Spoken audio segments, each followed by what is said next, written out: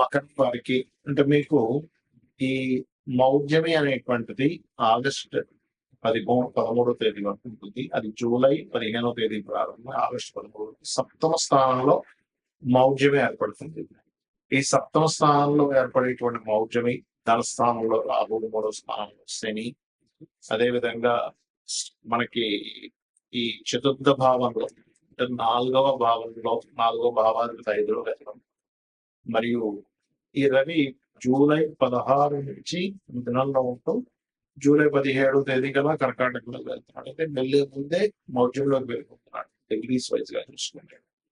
కాబట్టి ఈ మౌఢ్యం యొక్క ప్రభావం ఎలా ఉండబోతుంది, ఏ దేవత ఆరాధన చేయాలి, ఎటువంటి విషయాల జాగ్రత్తగా ఉండాలి అనేటువంటి అంశాలు చెప్తుందని నమ్మికి చెప్పిస్తుంది సాక్షాత్ లలిత అమ్మవారిగా భావిస్తూ ఆ లలితాంబిక అమ్మవారి యొక్క అనుగ్రహం మీకు పరిపూర్ణంగా కలగాలని స్మృతిగా కోరుకుంటూ ఇక్కడ గమనించినట్లయితే ఈ యొక్క గురువు కంబస్ లో ఎప్పుడైతే ఉన్నాడో సప్తమంలో, ఇది వివాహ సంబంధించినటువంటి విషయాలు, ఎవరైనా జీవిత భాగస్వామిగా ఎంపిక చేసుకోవడము మరియు వ్యాపార భాగస్వామిగా ఎంపిక చేసుకునేటువంటి అంశాలని కాస్త జాగ్రత్త వహించాలి, గుర్తుపెట్టుకోండి. అలాగే మరొక విషయం ఏంటంటే ఇక్కడ గమనించినట్లయితే ఈ రాహు ఎవరైతే ఉన్నారో ఈ రాహు గ్రహ ప్రభావం ఏదైతే ఉందో 2వ భావంలో ఉన్నందుకు ఈ రాహు ధనస్థానంలో ఉన్నాడు రాహు చెప్పాలంటే. కాబట్టి మీకు కొంచెం దుర్గాదేవి యొక్క నామస్మరణ, ఓం దుమ్ దుర్గాయ నమః అనేటువంటి నామం వల్ల మీకు ధనపరంగా కలిగేటువంటి ఆటంకాలు కాకపోతే కాస్త మీరు ఈ 12వ అధిపతి అవుతున్నాడు, 3వ అధిపతి అవుతున్నాడు. కాబట్టి మీ యొక్క మకరం నుంచి ఇన్వెస్ట్మెంట్స్ విషయంలో, పార్ట్నర్షిప్ లో కలిసి చేసే ఇన్వెస్ట్మెంట్స్ విషయంలో జాగ్రత్తగా ఉండాలి. ఫ్రెండ్స్ తోని ప్రేమించిన వారితో పడుతుంటారు. స్ట్రెస్ అనేటువంటిది ఇస్తూ ఉంటుంది కాంబినేషన్ అనేటువంటిది. మరియు మీరు ఉద్యోగ సంబంధించిన విషయంలో కూడా తొందరపడి మార్పునికి అస్సలు పోగొట్టకండి. ఎందుకంటే తొందరపడిపోయేదో హడావిడిగా ఏదో చిన్న విషయం తీసుకొని నేను మానేస్తాను, నేను మారిపోతాను అన్నట్టు ఇటువంటి విషయాల పట్ల మీరు జాగ్రత్తగా ఉండండి. ఈ మౌఢ్యమి సమయంలో అసలు ఎలాంటి పనులు చేయాలి, పనులు చేయకూడదు చాలా మంది అడుగుతున్నారు. వివాహాలు, నిశ్చితార్థాలు, గృహ ప్రవేశాలు, గృహ ఆనందాలు చెయ్యరు. ఇది మరి నార్త్ సైడ్ వాళ్ళకి వర్తించదు. అక్కడ మామయ్య పాటిస్తుంటాం, నార్త్ సైడ్ వాళ్ళు పట్టించుకోరు. కాకపోతే దాని ప్రభావం ఉంటుంది. ఎంతైనా కూడా మనకి వజ్రమూర్తి ముహూర్తము, యమగండాలు ఇవన్నీ కొన్ని ప్రాంతాల్లో వర్తిస్తే కొన్ని ప్రాంతాల్లో వర్తించరాదు. అలాగే మరి ఇది అలా అవుతుందా అంటారు చాలా మంది, కానీ ఇది అలా ఉండదు. యూనివర్సల్ గా ఇది దాని ప్రభావం చూపిస్తుంది. వాళ్ళు కూడా పాటించాలి. వాళ్ళు పాటించట్లేదు కానీ పాటించాలి అక్కడ నివసించే వాళ్ళు. ఎందుకంటే మనం చూడండి, ఇప్పుడు రాక్ ఉంది, ఇక్కడ పాటిస్తున్నారు చాలా మంది.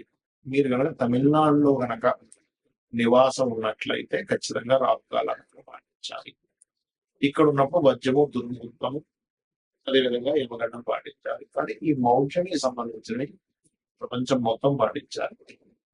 అయితే చాలా మంది ఈ మౌఢ్యానికి కొన్ని తెలియని కొన్ని ఎలా అంటే రెగ్యులర్ గా చేసేవి కూడా అవుతూ ఉంటారు. అంటే అలాగా ఉద్యోగం వచ్చింది, ఉద్యోగంలో జాయిన్ అవ్వాలి, మౌఢ్యంతో సంబంధం లేదు, అది మీ యొక్క జీవితానికి సంబంధించినటువంటి మీ నిత్య జీవితంలో మీకు డబ్బులు రావాలంటే కాబట్టి మౌఢ్యంతో సంబంధం లేదు. అలాగే రెంటిల్లో మారుతున్నారు, పెద్దగా సంబంధమైనది కాకపోతే మౌఢ్యంలో అవాయిడ్ చేస్తే మంచిది. అంతేగాని పెద్ద తనలో ఏదో వస్తుందని మాత్రం అనుకోకండి. అదేవిధంగా ఇంకొంతమంది కొన్ని మరమ్మతులు నేర్చుకుంటూ ఉంటారు ఇంట్లో. ఏమైనా వాస్తు దోషం ఉంది, మౌఢ్యంలో చేయించుకోవచ్చు, ఏమి సంబంధం లేదు. నువ్వు సెట్ చేసుకునే దానికి చేసుకోవచ్చు. ఎలా అయితే ఔషధ సేవన విషయంలో ఫలానా నక్షత్రాలు మంచిదని చెప్తాడు, కానీ నీకు అత్యవసరం ఉన్నప్పుడు వ్యక్తికి ఎత్తు గురి చేశాడు, బ్లడ్ వచ్చేస్తా, అమ్మ ఇప్పుడు మౌఢ్యం ఉందండి, ఈరోజు దుర్ముహూర్తం ఉంది, వర్జం ఉంది, లేకపోతే యమగండం ఉంది, ఇప్పుడు హాస్పిటల్కి వెళ్ళకూడదు అంటే ఎలా? యాక్సిడెంట్ అయింది, వెంటనే తీసుకెళ్ళి వాళ్ళు అతను రిపేర్ చేయించాలి. అత్యవసర వస్తువుల్లో ధర్మం ఎలా అంటే మీకు ఆపద్ధర్మాలు ఉంటాయి, అలాంటి సందర్భంలో ఈ మౌఢ్యం సంబంధం లేదు. అలాగే మరొక విషయం ఏంటంటే, ఇప్పుడు నేను మీకు ఇందాక ఒక్కొక్క రాశి వాళ్ళకి మీకు చెప్తూ వచ్చా. ఈ మౌఢ్యమే సంబంధించిన విషయం. మేషం వారికి ఈ ప్రాపర్టీ విషయంలో, వృషభం వారికి అగ్రిమెంట్స్ అని, మిథునం వారికి దాని విషయంలో, కర్కాటకం వారికి అప్పుల విషయంలోని, లేకపోతే బాధ్యత నష్టంలోని, సింహం వారికి ఇన్వెస్ట్మెంట్స్ అని, కన్య వారికి బిజినెస్ రిలేటెడ్, కుల వారికి జాబ్ సంబంధించిన, మరియు అదేవిధంగా వృచ్చికం వారికి దూర ప్రాంతాలు ప్రయాణ సంస్కారాలు, ధనస్సు వారికి షేర్ మార్కెట్ అండ్ ఇన్సూరెన్సెస్, మకరం వారికేమో వివాహ సంబంధించిన, మరియు ఈ కుంభం వారికేమో మన ఏదైతే ఇందాక చెప్పుకున్నామో ఈ అప్పులు ఇవ్వడం తీసుకోవడం, జాబ్ సంబంధించిన, మరియు అదేవిధంగా శత్రుత్వాల విషయంలో మీనం వారికి సంతాన సంబంధించిన. ఎందుకు అంటే వాళ్ళ లగ్నం నుంచి ఆ భాగం వస్తారు. అన్ని విషయాలు కాదు, పర్టికులర్ గా వాళ్ళ పర్సనల్ చార్ట్ లో ఈ విషయంలో జాగ్రత్తగా ఉండాలి. యూనివర్సల్ గా జరిగే కొన్ని శుభకార్యాలకు ఎందుకు శుభకార్యాలు చేయరు ఆ సమయంలో అంటే, గురువు యొక్క దృష్టి, శుక్రుడి యొక్క దృష్టి, రవి యొక్క కిరణాల చేత, రవికి అతి సమీపంలో వెళ్ళడం వల్ల వాటి యొక్క ప్రభావం తగ్గిపోతుంది. వాటి ప్రభావం ఎప్పుడైతే గురువు ప్రభావం తగ్గిపోయిందో అక్కడ జరిగేటువంటివి ఏంటి, యూనివర్సల్ గా జరిగేవేంటి, బంగారం యొక్క ధర సంబంధించిన విషయంలో బాగా డౌన్ ఫాల్ సరే, ఇంకా విచిత్రంగా ఫ్లక్చువేట్ అవ్వడం ధరల విషయంలో జరుగుతుంటుంది అనమాట ఆ టైంలో. అలాని మీరు చాలా మంది ఏంటంటే, నేను చాలా సార్లు చెప్పాను, 1 year నుంచి చెప్తున్నాను, బాగా పెరుగుతుంటుంది, తగ్గుతుంటుంది, 50 సార్లు జరుగుతుంది. ఇక్కడ చాలా మంది చేసే మిస్టేక్ ఏంటంటే, వాళ్ళ జన్మజాతకాలలో రవి గురువులు పాడైపోయింటే తెలియక వద్దు బంగారంలో ఇన్వెస్ట్మెంట్ చేస్తున్నారు. దానివల్ల తెలియకుండా హైలో ఉన్నప్పుడు తగ్గినప్పుడు అమ్మడం జరుగుతుంది. కాబట్టి నేను చెప్పేది ఒకటే గుర్తుపెట్టుకోండి, ఈ బంగారం విషయంలో కూడా ఈ మౌఢ్యము ఫ్లక్చువేషన్స్ ఇస్తుంది. రవి గురువుని కంపస్ చేయడం వల్ల. అదేవిధంగా మరొక విషయం ఏంటంటే, ఇది జల సంబంధించిన విషయాలు, సునామీలు ప్రపంచవ్యాప్తంగా కొన్ని ఈ ఆరోగ్య సంబంధించిన విషయంలో కూడా దీని యొక్క ప్రభావం పెరగనుంది ఈ కంపస్ వల్ల. కాబట్టి అందరూ కూడా కాచి చల్లార్చిన నీటిని తాగండి, మరియు కాస్త నీటి ప్రాంతాల్లో దగ్గరగా ఉండండి.